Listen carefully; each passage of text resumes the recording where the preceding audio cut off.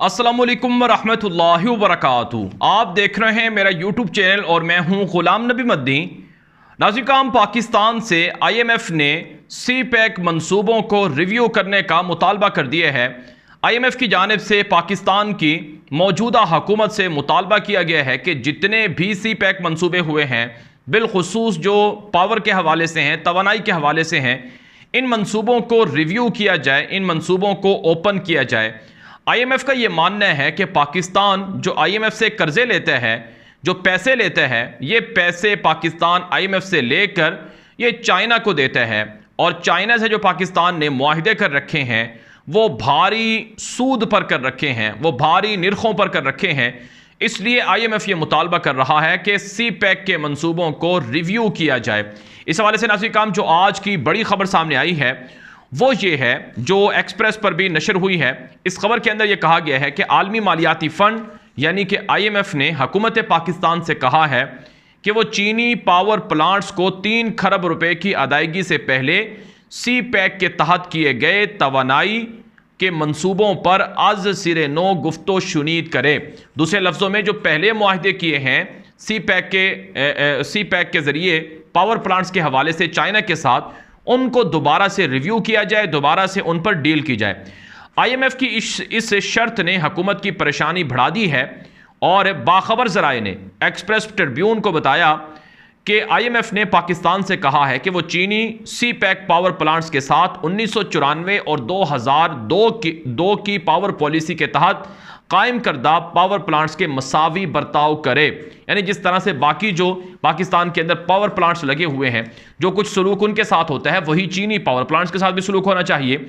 IMF की जानिब से यह मुतालबा एक ऐसे वक्त में सामने आया है जब चीन माजी में IPPs के मुआहिदों की शराइत पर नजर सानी या दोबारा बातचीत करने से इनकार कर चुका है। यानी माजी के अंदर जब चीन को यह कहा गया कि माजी में जितनी हुकूमतों ने आपके साथ मुआहिदे किए थे पावर प्लांट्स के, उनको रिव्यू किया जाए, तो चाइना ने इनकार कर दिया कि हमारा जो आपसे मुआहिदा पहले हो चुका है वही मुआहिदा हकीकत है, अब हम कोई नया मुआहिदा या उसको रिव्यू नहीं कर सकते हैं। ज़राए का कहना है कि IMF को शुबा है कि चीनी IPPs पाकिस्तान से जायद नर्ख वसूल कर रहे हैं। चुनाचे इन मुआहिदों का असिरनो जायजा लेने की ज़रूरत है और मोहम्मद अली की रिपोर्ट में चीनी IPPs को 41 अरब रुपए की जायद अदायगियों की निशानदही की गई थी। यानी चीन के साथ जो डील हुई थी माजी में, उसमें 41 अरब रुपए की जो अदायगियाँ थी वो एक तरह से जायद थी। वजारत ख़जाना के आला ज़राए ने यह बताया है कि IMF ने चीनी IPPs को अदायगियों का मामला उठाया है और वो चाहते हैं कि मुआहिदों पर IPPs से दोबारा मुज़ाकरात किए जाएं। तो ये नाज़रीन किराम एक बड़ी खबर है पाकिस्तान की मौजूदा हुकूमत के लिए, जिसे इम्पोर्टेड सरकार कहा जाता है। हकीकत क्या है नाज़रीन किराम? हकीकत यह है कि IMF ये पाकिस्तान को कर्जे देता है। पाकिस्तान अब तक IMF से तकरीबन 23 प्रोग्राम ले चुका है और IMF से जो पाकिस्तान कर्जे लेते हैं ये अमूमन कहा जाता है कि ये सस्ते दामों मिलते हैं, सस्ता इसका नर्ख होता है, सूदी नर्ख कम होते हैं। लेकिन बहरहाल नाज़रीन इकराम, IMF के चुंगल के अंदर चूंकि पाकिस्तान फंसा हुआ है, निकल नहीं पा रहा, तो IMF की बहुत सी ऐसी शराइत जो पाकिस्तान की सलामती, पाकिस्तान की आवाम और पाकिस्तान की दोस्ती और पाकिस्तान के दिफा और सलामती के लिए भी खतरात की हामिल होती हैं, वो शराइत पाकिस्तान को मानना पड़ती हैं। अब ये जो मौजूदा हुकूमत है, इस हुकूमत ने कोशिश की कि ये सऊदी अरब से, UAE से, तुर्की से, चाइना से कर्जा ले ले ताकि इनको IMF पर कम से कम इन्हिसार करना पड़े। लेकिन मौजूदा हुकूमत को ना तो सऊदी अरब कर्जा देने के लिए तैयार है, ना ही दुबई कर्जा देने के लिए तैयार है और ना ही तुर्की या चाइना कर्जा देने के लिए तैयार है। नतीजा क्या निकल रहा है नाज़रीन किराम? नतीजा ये निकल रहा है कि पाकिस्तान डिफॉल्ट की तरफ बढ़ रहा है। पाकिस्तान की जो साख है वो कम होती जा रही। आज की बड़ी खबर यह है कि मूडीज़ जो इंटरनेशनल सर्वे करता है, जो मुख्तलिफ मुल्कों की जो मुआशी तरक्की है उसको बताता है, उसने आज पाकिस्तान के बैंकों की जो माली पोजीशन है उसे मनफी कर दिया है। पहले मुस्तहकम थी, अब वो मनफी हो गई है। यानी पाकिस्तान के बैंकों के पास भी इतना सरमाया नहीं है कि वो पाकिस्तान के अंदर पाकिस्तान की हुकूमत को चला सकें या सपोर्ट कर सकें। तो अब IMF ने आज ये मुतालबा किया है कि सी पैक के मंसूबों को रिव्यू किया जाए। कल को नाज़रीन किराम IMF का यह भी मुतालबा सामने आएगा कि हम आपको तब कर्जे देंगे जब आप अपने एटमी प्रोग्राम को, जोहरी प्रोग्राम को रिव्यू करेंगे। यानी आप जोहरी प्रोग्राम को वाइंड अप कर दें, अपने प्लांट्स को बंद कर दें और जौहरी असासों को तल्फ कर दें, फिर हम आपको पैसे देंगे। कल को खुदा न खास्ता, मेरे मुंह में खाक, अगर कल को ऐसा कोई मामला हो पाकिस्तान का, आज अगर पाकिस्तान बचा हुआ है तो वो जौहरी असासों की वजह से बचा हुआ है, जौहरी हथियारों की वजह से बचा हुआ। दुश्मन को खौफ होता है कि अगर हमने पाकिस्तान को नुकसान दिया तो बदले में पाकिस्तान भी हम पर हमला कर सकता है। लेकिन पाकिस्तान को मुआशी तौर पर इतना कंगाल कर दिया गया कि आज IMF पाकिस्तान के CPEC मंसूबों को, और न जाने आगे वो पाकिस्तान के जौहरी प्रोग्राम को रिव्यू करने का कह सकता है। नाज़रीन किराम, सच्ची बात यह है कि चाइना से पाकिस्तान के अंदर जितने भी मंसूबे हुए, जो CPEC के तहत मंसूबे हैं, वो ज़्यादातर नून लीग के ज़माने में हुए। यानी 2013 से 2018 का जो ज़माना था, इन 5 सालों में चाइना से अरबों डॉलर के मंसूबे नून लीग के दौर में साइन हुए हैं। और तहरीक इंसाफ की जो हुकूमत थी इमरान खान की 2018 से 2021-22 तक, इस हुकूमत ने भी इन मुआहिदों को रिव्यू करने की कोशिश की है। नाज़रीन काम, चाइना कोई पाकिस्तान का दुश्मन नहीं है और चाइना के साथ पाकिस्तान की दोस्ती भी है। लेकिन दोस्ती का मतलब ये नहीं कि जिस तरह से चाइना चाहे पाकिस्तान उनके आगे सरेंडर करता रहे। मसलन अभी एक मुआहिदे जो सामने आया है वो ये है कि गवादर पोर्ट तकरीबन 40 से 49 साल के लिए लीज पर दी गई है, और उसमें जो चाइना का जो इंटरेस्ट है या मुनाफा है वो ज़्यादा है और पाकिस्तान को बहुत थोड़ा सा मुनाफा मिल रहा है।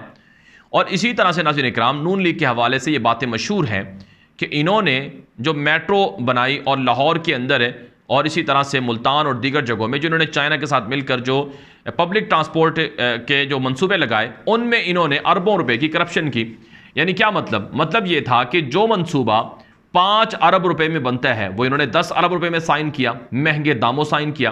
पाकिस्तान के अंदर जो पिछला दौर था नून लीग का 2013 से 2018 तक, उसमें पावर प्लांट्स के कई प्रोजेक्ट लगाए गए और वो भी चाइना से पैसे लेकर, और इन पावर प्लांट्स से जो बिजली बनती है वो महंगी दामों पाकिस्तान की आवाम को मिलती है। यानी अगर यही बिजली पाकिस्तान किसी और जरिए से लगाता या किसी और मुल्क के जरिए से लगाता तो सस्ती बिजली मिलती। तो महंगी बिजली के मुआहदे किए गए, महंगी वो लगाए गए, पावर प्लांट्स लगाए गए।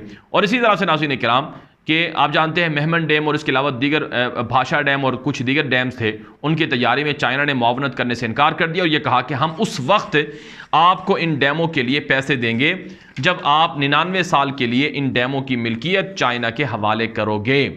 और यकीनन ये इमरान खान के दौर में ऐसा करने जा रहे थे, लेकिन उन्होंने इनकार कर दिया।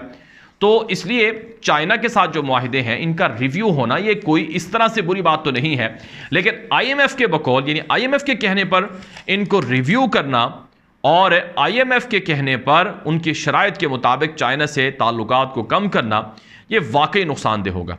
हाँ, अगर पाकिस्तान अस्सिर खुद करता है और इन चीज़ों को जांचता है कि जिससे पाकिस्तान के अवाम को नुकसान हो रहा है, तो इसमें कोई हर्ज नहीं है। लेकिन IMF की जो शराइत हैं, जैसा कि वो टैक्सेस के बढ़ाने का मुतालबा करती है, बिजली के नरखों में इजाफे का मुतालबा करती है, पेट्रोल बढ़ाने का मुतालबा करती है, अवाम के ऊपर बोझ लादने का मुतालबा करती है, तो ये जुल्म है और इस जुल्म से फिर पाकिस्तान इंतशार की तरफ बढ़ेगा और इस जुल्म से पाकिस्तान के अंदर फसादात आएंगे और जलाओ घेराव और इसके अलावा दीगर चीज़ें भी हो सकती हैं। वाराणसी काम। अब बात करते हैं एक और बड़ी खबर की। आज पाकिस्तान के अंदर एक बड़ी खबर सामने आई है कि शहबाज शरीफ जो पाकिस्तान के वज़ीर आज़म है, शहबाज शरीफ और उनके बेटों पर और उनके ख़ानदान पर तकरीबन 40 अरब रुपए के करप्शन के मुख्तलिफ इल्ज़ामात हैं, मुख्तलिफ मुकदमात हैं। एक सबसे बड़ा जो केस है शहबाज शरीफ के ऊपर वो मकसूद चपड़ासी का है। मकसूद चपड़ासी बुनियादी तौर पर यह शहबाज शरीफ के बेटे सुलेमान शहबाज का ये क्लर्क था, ये उसका मुलाजिम था। इस मुलाजिम के शनाख्ती कार्ड पर अकाउंट खोला जाता है और फिर उसके अंदर तकरीबन 4 अरब रुपए के करीब रकम आती है। मकसूद चपड़ासी जिसकी अपनी तनख्वाह 25,000 रुपये थी तकरीबन, उसके अकाउंट्स में 4 अरब रुपए का आना ये बहुत बड़ा सवालिया निशान था। ये एक बड़ा स्कैंडल बना और ये स्कैंडल शहबाज शरीफ की करप्शन का और उसके बेटों की करप्शन का वाज़ेह सबूत था। और इसी वजह से शहबाज शरीफ को मकसूद चपड़ासी के नाम से पुकारा गया कि ये चपड़ासियों के नाम पर, ये अपने मुलाजमीन के नाम पर अकाउंट खुलवाते हैं, उनके अकाउंटों में पैसे भिजवाते हैं और रखते हैं, फिर वहाँ से ये गैर कानूनी ट्रांजेक्शन करके पाकिस्तान से बाहर पैसा भेजते हैं। जैसे ही ये मामला सामने आया मकसूद चपड़ासी का, कहा जाता है कि मकसूद चपड़ासी को मुल्क से बाहर भिजवा दिया गया, दुबई उसे रिहाइश दी गई, वहाँ रखा गया। लेकिन आज खबर सामने आई है कि मकसूद चपड़ासी दुबई के अंदर दिल का अटैक होने से, दिल का दौरा पड़ने से मर गया है। नाज़रीन काम, इससे पहले जो FIA के डायरेक्टर थे डॉक्टर रिजवान, जिन्होंने शहबाज शरीफ और उसके ख़ानदान की करप्शन के हवाले से तहकीकात करके सबूत और शवाहिद इकट्ठे किए थे, उनको हार्ट अटैक हो जाता है, उनको दिल का दौरा पड़ता है और वो दुनिया से चले जाते हैं। और वो बुनियादी तौर पर इस केस के मरकज़ी शाहिद और मरकज़ी इन्वेस्टिगेशन करने वाले अफसर थे, उनका दिल का दौरा पड़ने से इंतकाल होता है। फिर इसी तरह से एक और जो FIA के अफसर थे, उनको दिल का दौरा पड़ा और वो बच गए, और अब मकसूद चपड़ासी को दिल का दौरा पड़ा और वो जानलेवा साबित हुआ। उसका डेथ सर्टिफिकेट भी है, वो दुबई पुलिस ने जारी कर दिया है। तो नाज़रीन किराम, इस हवाले से अब सवालात उठ रहे हैं कि मकसूद चपड़ासी को और डॉक्टर रिजवान को, आखिर दोनों को एक ही तरह से मौत कैसे वाक़ई हो गई। और ये बात तो पहले भी इमरान खान भी कह चुके हैं और दुनिया के अंदर ये बात मौजूद है कि ऐसी अद्वियात और ऐसा जहर मौजूद है कि जिसको सिर्फ लगा दिया जाए तो उसको दिल का अटैक होता है और वो बंदा मर जाता है। ये चीज़ें पहले मौजूद हैं, ये इस दुनिया के अंदर इस तरह का जहर मौजूद है। तो इस हवाले से पाकिस्तान की आवाम ये सवाल करती है कि इम्पोर्टेड सरकार के जो वज़ीर आज़म है शहबाज शरीफ, वो अपने आप को रिलीफ देने के लिए वो शवाहिद मिटा रहे हैं, गवाहों को मिटा रहे हैं, और इनके बारे में कहा जा रहा है कि ये वो माफिया है जो या तो मुखालिफिन को ख़रीदने की कोशिश करता है, यानी ये कोशिश करता है कि जो अफसर या जो बंदा उनके रास्ते में रुकावट है उसे ख़रीद लिया जाए। अगर वो नहीं बिकता, वो नहीं ख़रीदा जाता, तो फिर ये उसे इस तरीक़ों से रास्तों से हटा देते हैं।